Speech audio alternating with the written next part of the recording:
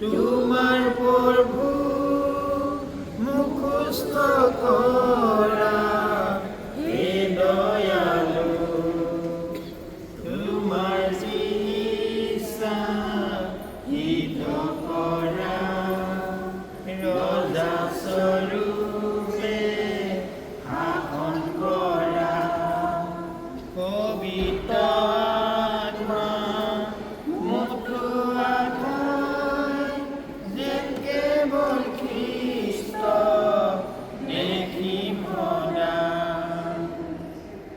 পবিত্ৰ পবিত্ৰ সৰ্বশক্তিমান সৃষ্টিকৰ্তা ঈশ্বৰ তোমাক ধন্যবাদ দিছোঁ পিতা।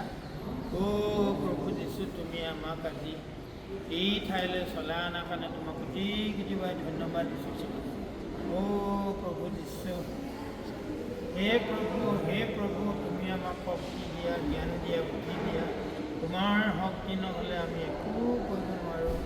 দয়া কৰি প্ৰভু আমাৰ গোটেই অসমখনে যাতে তোমাক জানিব, বুজিব আৰু ঘৰে ঘৰে যাতে শান্তি হ'বৰ কাৰণে প্ৰাৰ্থনা কৰিছোঁ। আমাৰ অসমখন যাতে তুমি ৰক্ষা কৰিবৰ কাৰণে প্ৰাৰ্থনা কৰিছোঁ।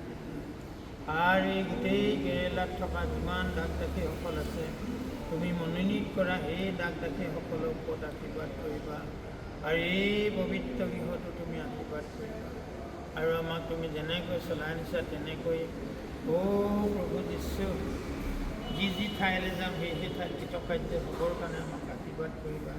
বেমাৰ আজাৰ ৰোগ বিপদ আৰু চৰিত্ৰৰ ধন্যবাদ দিছোঁ। আমাৰ প্ৰত্যেকজনৰ ওপৰতে তুমি আশীৰ্বাদ কৰিবা। আমাৰ যিমান মণ্ডলী দাগ দাসীসকল আছে